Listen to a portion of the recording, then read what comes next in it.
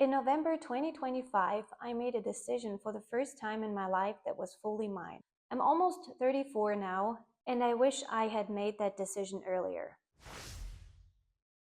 Hi, I'm Christina, and in this video I'm going to talk about how being a good person held my life back, how I actually changed it, and how you can too. I'm going to break it down into 5 steps that you can implement yourself. But first, let me explain what I mean by being a good person. That's a person who is a people pleaser, amenable and beautiful, and who always does what other people expect of them. That was my life for almost 34 years. I don't say that having these traits is bad per se, but I think that being only that actually is. Because that was the reason that held me back in life, that prevented me from doing something at all. And all that led to the feeling of being behind in life and having no purpose. With one realization came little steps with which I was able to change my situation. Here's how. I realized that I was agreeable in every possible way because I've learned to never step on someone's toes no matter what. And that's how I thought was the right way to go through life. It's had its perks because I could always be sure that nothing bad would happen to me. By that I mean that people would be disappointed or mad at me for some reason. That's why I would always try to fulfill their expectations.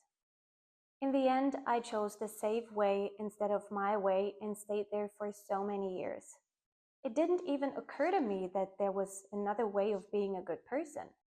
So I tried to fit in by changing myself instead of being accepted for who I am.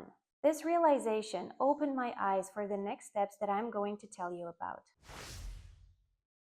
The next thing that I finally realized was that I betrayed myself by never doing what was right for me, but what people around me thought was right for me. And that's when I asked myself, what did being good cost me? What decisions did I not make? What risks did I avoid? These questions hit me so hard that I instantly couldn't bear the thought of staying like that any longer.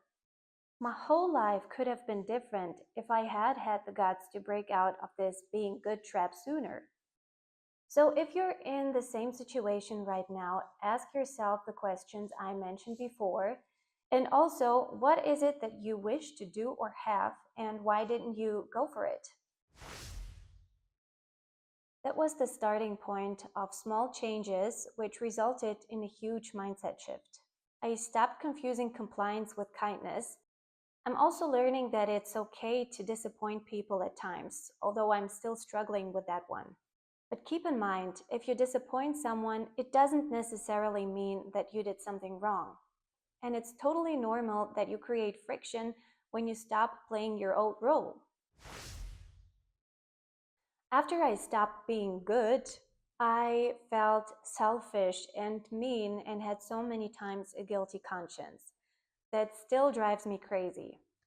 In these situations, I remind myself that guilt doesn't mean that I'm suddenly unethical. It means that I'm prioritizing myself, and that's what you should do too. In November 2025, I made a decision for the first time in my life that was fully mine.